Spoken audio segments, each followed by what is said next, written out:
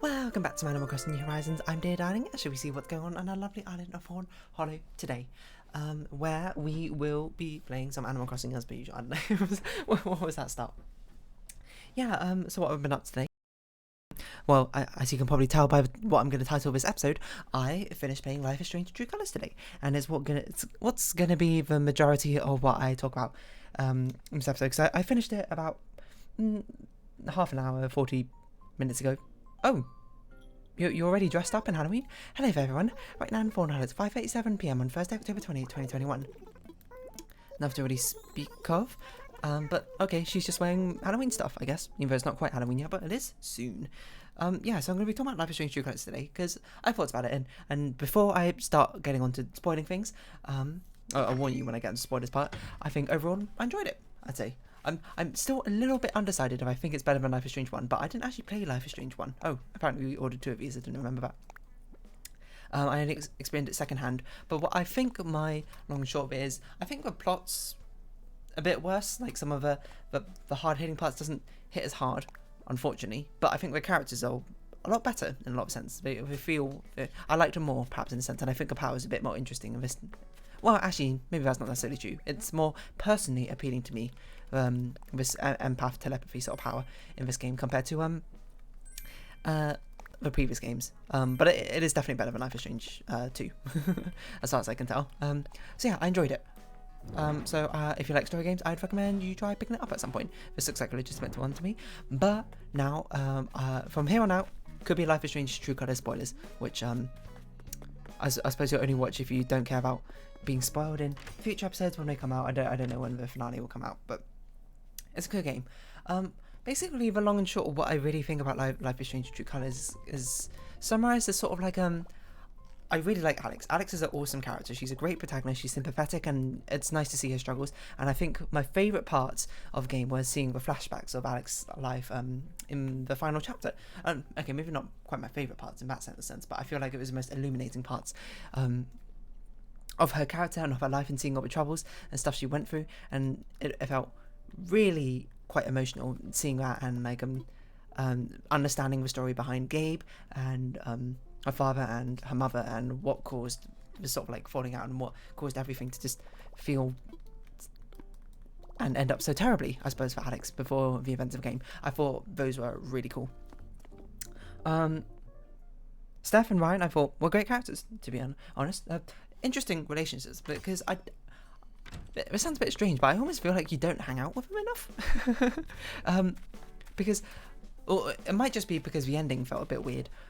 But in spoilers, in the version in my playthrough, I suppose, I ended up romancing Steph, and it felt like the resolution at the end felt a bit weird. It felt like there was meant to be more into the final scene, which really sort of resonated with him.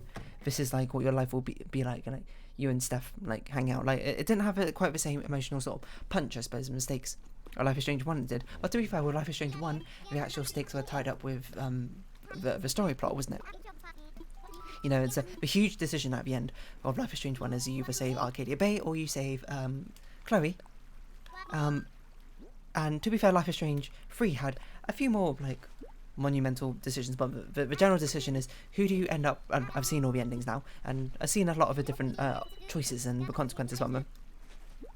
But Life is Strange 3 had basically 2 axes of important decisions, kind of similar to like Life is Strange 2, where you had either you raise, I can't remember what your younger brother's called in Life is Strange 2, you raise your younger brother to be virtuous or to be much more like self-serving, or you choose to go across the border, or you choose to stay on this side of the border. I don't know what amount missions we have, so it's going to be very hard to think through what I'm doing as I simultaneously try and do this. But yeah, Life is Strange 3 has 2 axes, but one of the axes has 3 choices rather than 2. So you either stay by yourself, you end up with Steph, or you end up with Ryan. It seems the only way you can really influence that is deciding if you give a rose during a spring festival or not, which seems like strange, like how the other things don't really lead up to it. But I guess it's a pitfall, I suppose, of Life is Strange games and any sort of games with branching narratives and paths, is you have to eventually at some point make compromises. You can't have so many branching paths. But I think it actually suffered more in this game compared to the other games, the sort of convergent paths, because in this game, it really felt like there should have been a bad ending, quote, to this game if you made different decisions.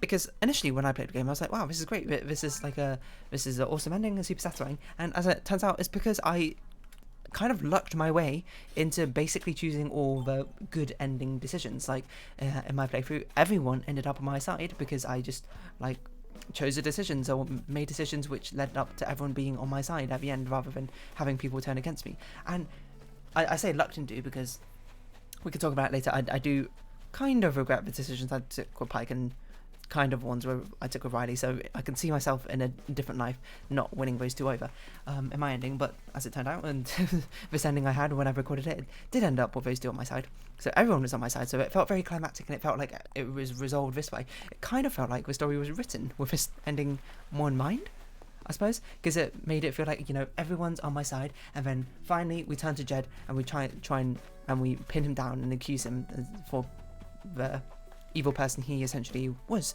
and then you still forgive him at the end because I don't know, because not necessarily if that's a right or wrong decision, but it's sort of like the decision I went with, and it feels more climactic. And then you get to the ending, you see yourself hanging out with everyone and that sort of thing. Everyone waves you goodbye to a bus stop as you go on your journey, and that sort of thing, and it feels like a proper ending, I suppose. But I've seen some of the other endings, and it feels a little bit like weird. It rings a little bit hollow after knowing what other endings could be, because of course, if you can get everyone on your side, there's a potential way you can get no one on your side if you like betray everyone's trust or make wrong decisions, which might I add, they all seem to hang on only one decision, which seems a bit weird in my mind.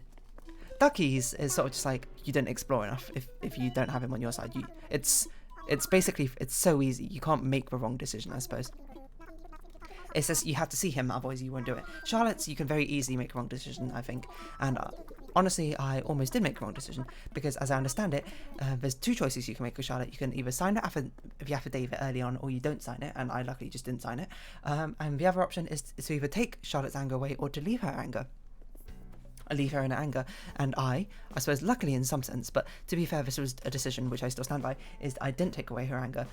My fear at the time was leaving her in her own anger was going to be a bad choice, because I thought she might have been not so keen on living anymore, I suppose is how I'd put it a bit more weirdly.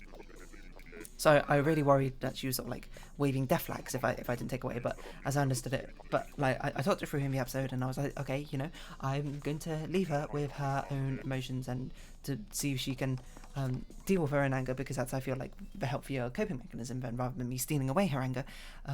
Because she needs to learn how to deal with her emotions properly. And also, I said it in the video, I said I don't know what sort of side effects there will be if I take away her anger. I don't want to risk it. It turns out that's the right decision, and I stand by it. Even though it did make me nervous for a while. There was you see her later on, and she apologizes for basically lashing out at you, and it's also awesome. You sort of like reconcile a bit more. But you didn't really fall out in the first place. But it's interesting because I think it's very believable that you would choose, or not very believable, but very fair if you want to take away her anger. You know, either because you think that she might do something she's going to regret, or because you feel like this is the best way of dealing with a situation. And it feels weird that it entirely hinges on that. But I suppose, as an aside, a good reason, a good thing in the end is it doesn't actually matter who's on your side. The ending's still the same, which is good in the sense that it doesn't actually matter who you manage to befriend, I suppose, and whatnot. But it makes me feel a bit sad because it feels like there's no, I suppose, weight to any of your actions in the end, really. Which is sort of like the illusion of choice, which is presented in Life is Strange True Colours. But you do have choices and you do have different endings, but none of it stems from the decisions you make with other people. It only decides if you romance Steph or Ryan, and literally the final decision you make in the game. Which is fine in the first Life is Strange 1, because that's what we're used to. And Life is Strange 2, they sort of built upon it by having mixed outcomes based on your final decision in the game and your events leading up to it. Which I thought was a cool thing from Life is Strange 2. But Life is Strange 3 is sort of like, it tried to do the same thing where it mixed together your final decision at the end of the game, which sort of changed more like the scenery of your ending, but also the points leading up to it. But the points leading up to it didn't really tie into the rest of the story, as per se. And I suppose a summary of my feelings is, I feel like Life is Strange True Colours had a really good thing going with like just dealing with the emotional part and talking with the villagers itself. And the whole murder mystery thing was kind of weak in my opinion with Typhon mining. maybe not weak per se, but like it didn't do it any favors. And especially since the ending basically did not hinge on any of that at all. Like Typhon mining is not even relevant to the ending in the slightest. There's no consequences. You are forced into look at your little outfits. You are forced into the outcome which happens. But yeah, Charlotte's one I think was interesting. I could definitely see it going either way. Very easy, I suppose, for you to mess up quite and not get her on your side, but very easy for you to make decisions which result in that. So yeah, fair enough. Why sell Marigold? And let's not sell it. It's a limited edition. Let's keep it. If anything, we'll put some stuff away. The other things. What other things? Who's the next person? Like Eleanor. Eleanor's is weird because this is the one I actually regret. One of the decisions I made. Eleanor, she's on your side. You get one choice early on. You either tell her about Gabe's wake or you spare her and don't tell her that she missed Gabe's wake. I told her about Gabe's wake because I thought it would be better to tell the truth in this instance rather than lie. That luckily allowed me, Eleanor, to keep on my side, I suppose.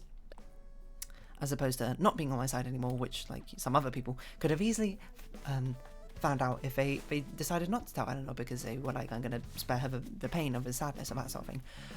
But it's a second choice which actually surprised me more, is she's on your side because, it doesn't surprise me I suppose, but she's on your side because you did not tell Riley about her worsening like dementia, I suppose, and situation. I suppose not worsening, but more like the start of her dementia / Alzheimer's. And it's weird because I didn't tell Riley, which resulted in Eleanor trusting me and her being on my side. But it's actually a decision I regretted kind of afterwards, and I'm still unsure if I regret it or not, because in the moment, I'm not saying I justified it as if like it's a reprehensible decision I made or something. It's just the reason I chose to not tell Riley is because I did it from Eleanor's perspective. She would want Riley to go to university, that sort of thing. She doesn't want to be the cause to stop Riley's life from happening, essentially. And telling Riley she would, and if Riley found out, she would absolutely stay behind, and Eleanor was still a mistake, but she could look after herself. She was just messing up some things here and there, which is not too overall bad, but you know, I suppose it more sets a worrying precedent. Is perhaps a better way to put it. And on the flip side, telling Riley, I feel like would stunt her like growth as a person eventually. Angled signpost is probably the easiest one. Not growth as a person, but like turning down a really fantastic opportunity for her, and would make Eleanor feel guilty. And even still, if Riley goes off to university, she can come back and visit anytime. It's not like she's stuck at university. She can back over a holiday. She can come and visit. She can still like FaceTime or all that sort of thing. She can still basically remain in communication, is what I was saying. So I was like, okay, I think Riley should go off to college because this is a really fantastic opportunity, and this is what Eleanor would absolutely want for her. And I suppose it's a good situation.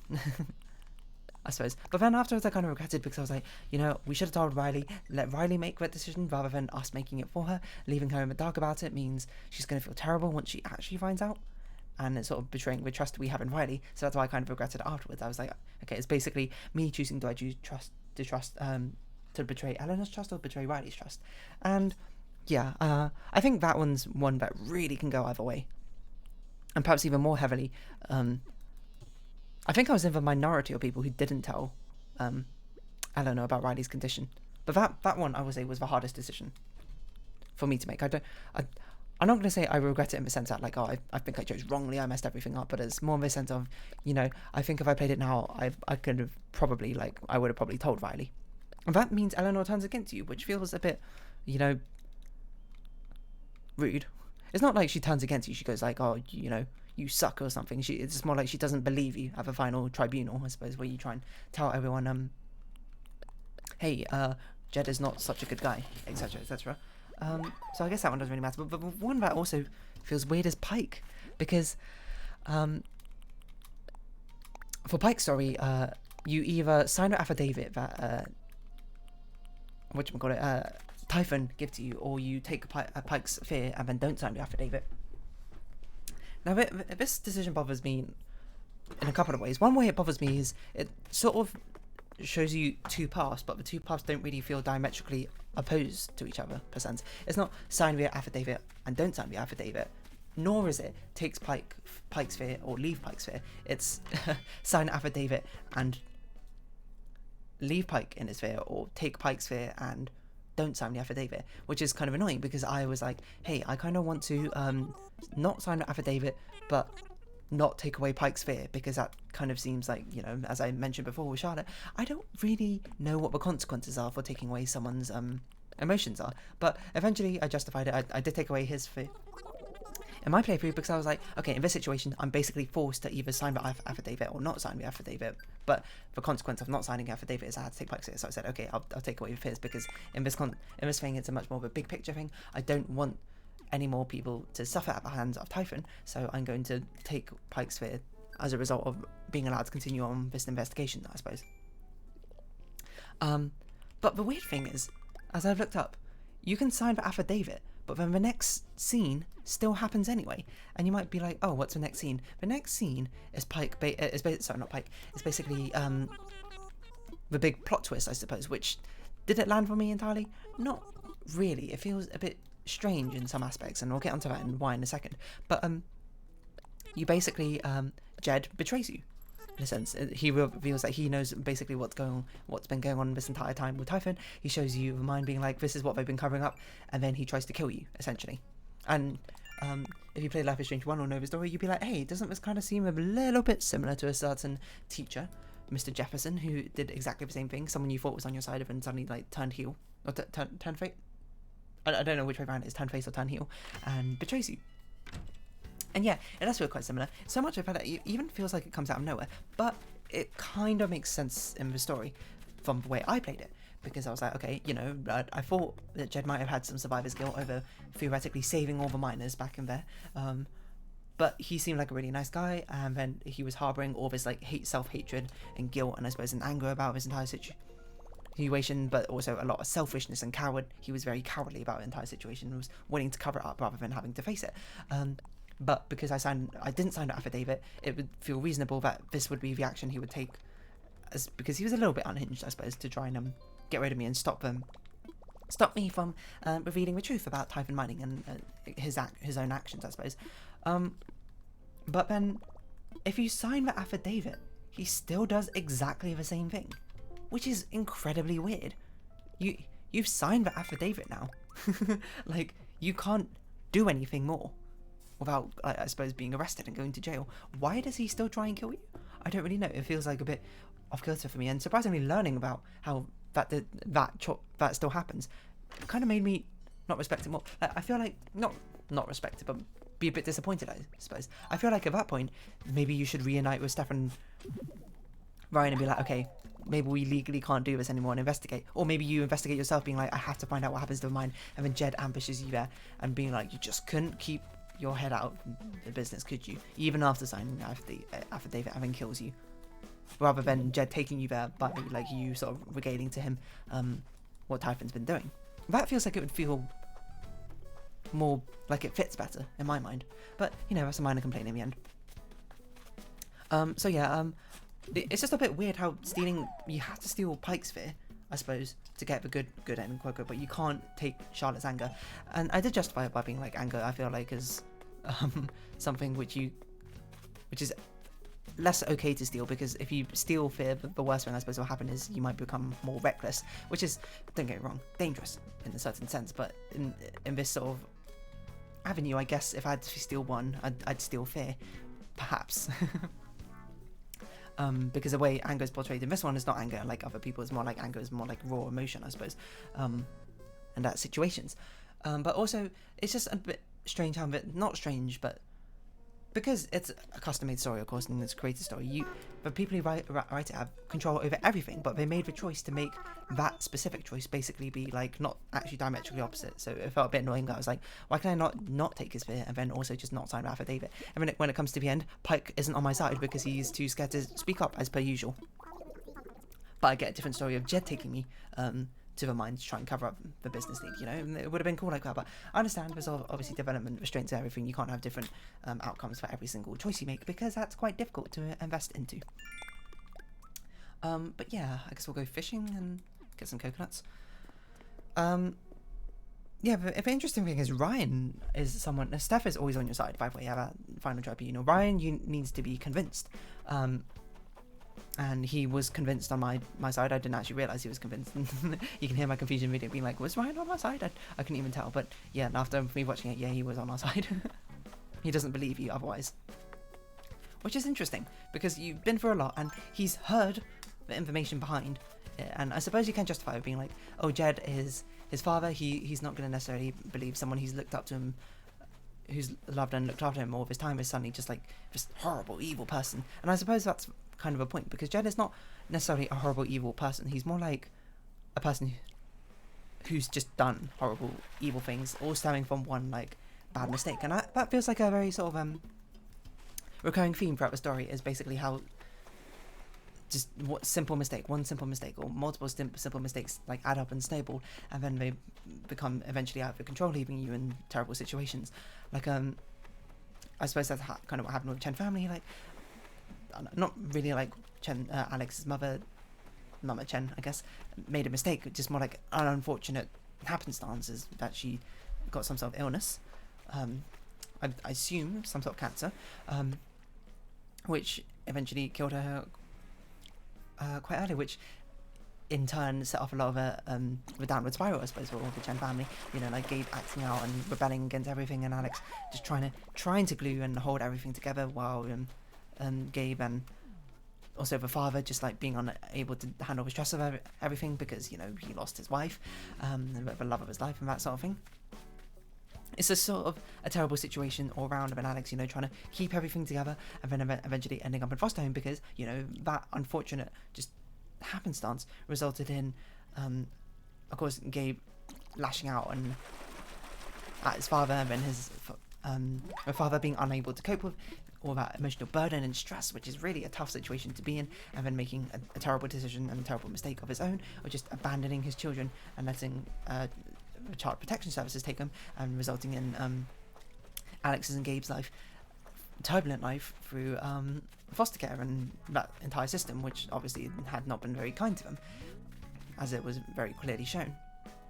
And it leads to Gabe making a lot of bad decisions, which eventually ended up in juvie for him, and Alex making just trying to keep everything together but really can't, and going through the system, and eventually developing this sort of like hyper empathy, which made her just the situation even worse, because now she can not control her emotions, and she can not go face them and that sort of thing, which, you know, kept her in the system for longer and made life even worse for her in that sort of situation. And just everything sort of spirals out of control, because everyone's, I suppose, a victim just to the cold, uncaring world in a certain sense.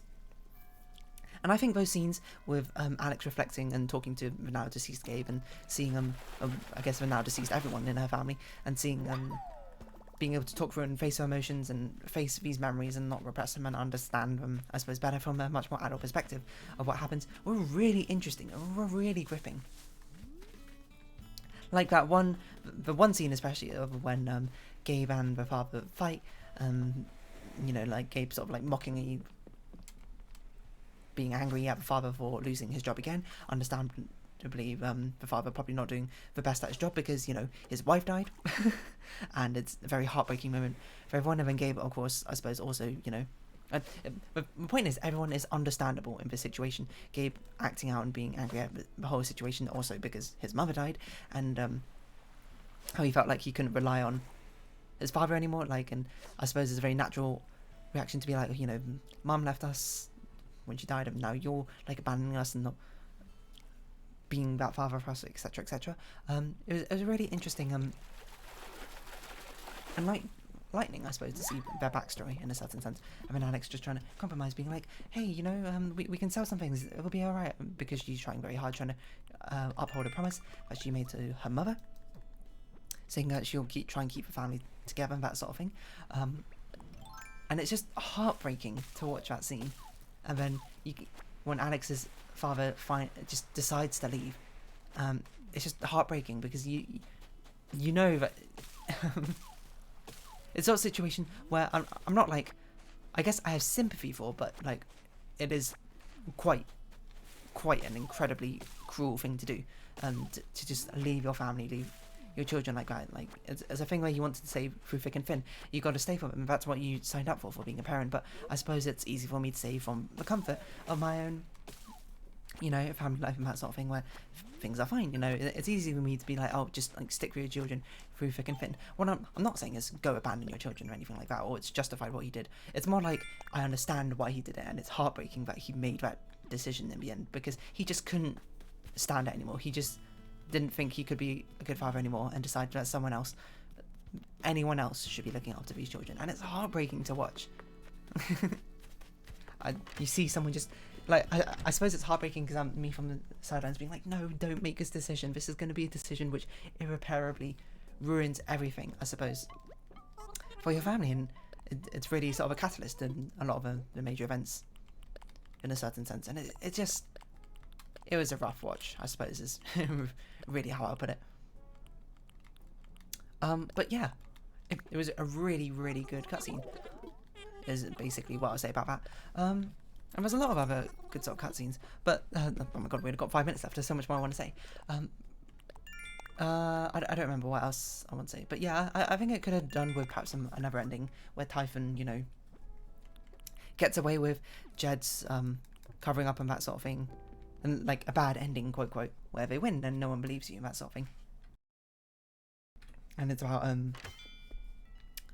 Alex, like, the story can still more or less be the same. Either she stays in Haven Springs, just silenced after, just like, you know, legally silenced or whatever, or she leaves and goes somewhere else, except with Steph, and something tries to leave it all behind. It would have been sad, yes, but I think it would have been more fitting in certain degrees. But what I think Life is Strange True Colors does well is the characters are all really nice. You know, you interact a lot with all the characters compared to a very biased one in the previous versions, where like in Life is Strange 1 you basically only interact with Chloe, you interact with Max a couple of times, and the other kids are just kind of there, if anything. In this one you interact with all the others quite a lot, and you have a lot of conversations with them, which I thought was really cool, and it made me connect. Like I thought Charlotte was really cool. It was really nice to see Ducky's story, and you heard Ducky and Eleanor much more side characters, seeing like Riley's entire story and like her trying to figure out exactly what she wants to do was really cool.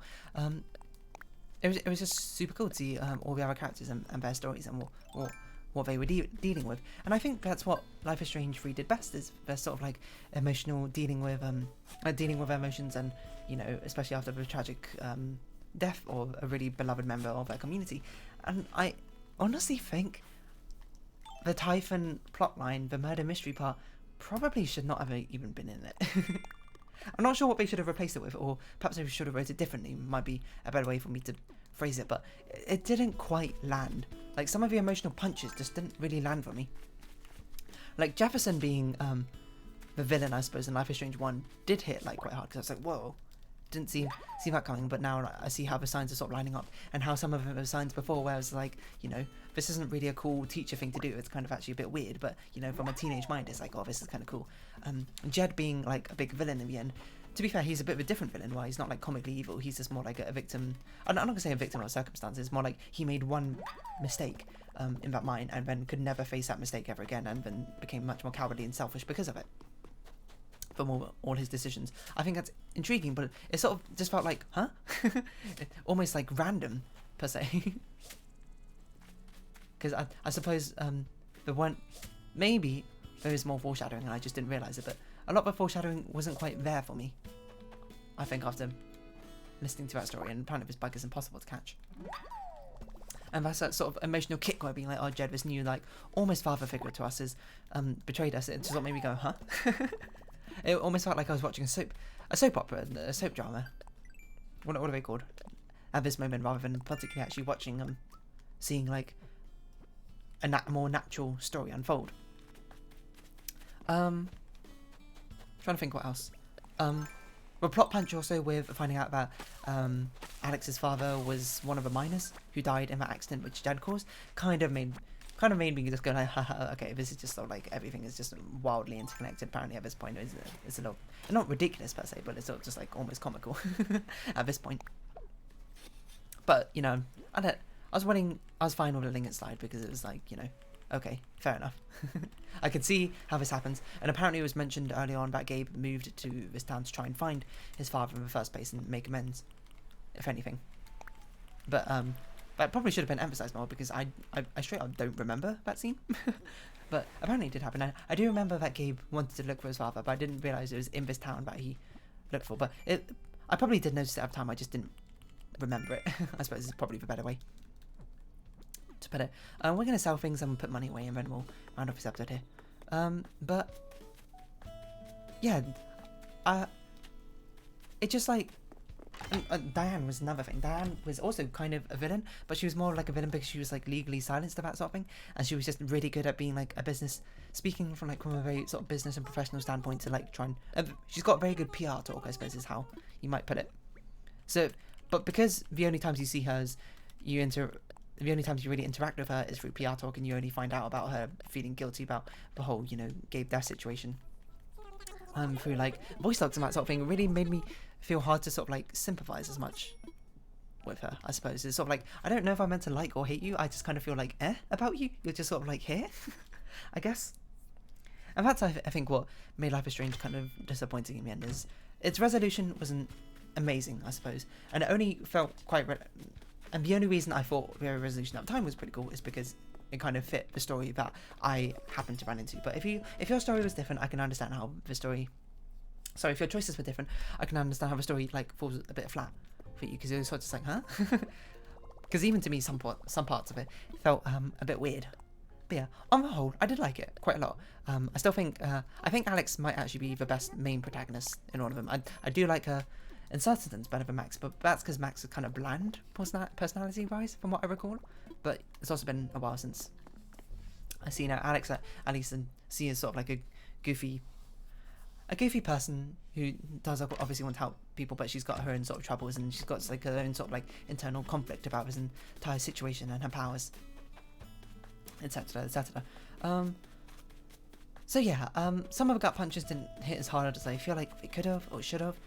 Also, no idea how Alex survived in that final chapter, or was even able to walk. That's just straight up incredible, to say the least, but you know, it happened, I guess. But on the whole, I really enjoyed playing the game, is what I'd say for that.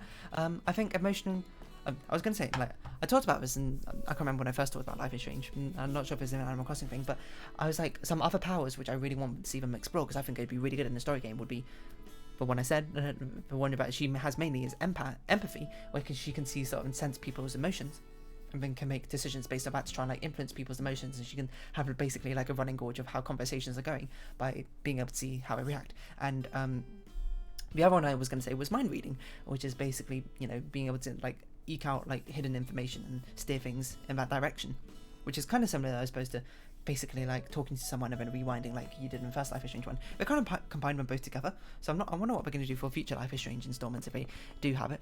I guess, you know, that's up to me to think of, not up to me, but I'll think of more powers, and maybe we can see what to use of it. But basically the emotions power, this power really lends well to having more conversations and telling stories and interactions between characters, which is where I think Life is Strange True Colors does shine. I think its plot is a bit iffy at times, and I guess it's more like its villain doesn't really feel much like a villain. They're like a faceless entity. They're just a company which did evil things, and the only comically evil people were like some of the employees, and yeah, and I suppose it's the sort of thing they tried to also redeem every character. Like, you know, they tried to make Jed like redeemable in the end. They tried to give Diane a much more redeemable side, and every character has sort of like weirdly redeemable side, you know, like Mac as well. And it's sort of like well, if everyone's redeemable, then there's no like true villain in the end. And I suppose that's kind of a point in this one, is no one wins in the end of this. There's no victory. Lives are still lost, and people's lives were still ruined, and you just had to move on. It's just more like facing your emotions part of it, which I feel like should have been more of a focus. I think the crime detective who done it murder sort of thing just like ended up detracting from that sort of part, which True Colors did well compared to adding to it. But that's just my own personal opinion. It's something I probably need to think on more. But if you played it yourself, do let me what you think, and if you come back to visit this video after you finish watching the entire series, and I suppose you probably would have clicked off by now if anything, then tell me what you thought of the story, I suppose, in the end. But we'll round off this episode here for now. So if you have been watching, thank you very much. This Life is Strange it's Animal Crossing New Horizons. I'm Dear Darling. Likes, comments, subscriptions, shares are greatly appreciated. Join the Dear Darling Discord. Follow me on Twitter down below. Hope to see each other again. But for now, it's our farewell. So until next time, bye bye for now.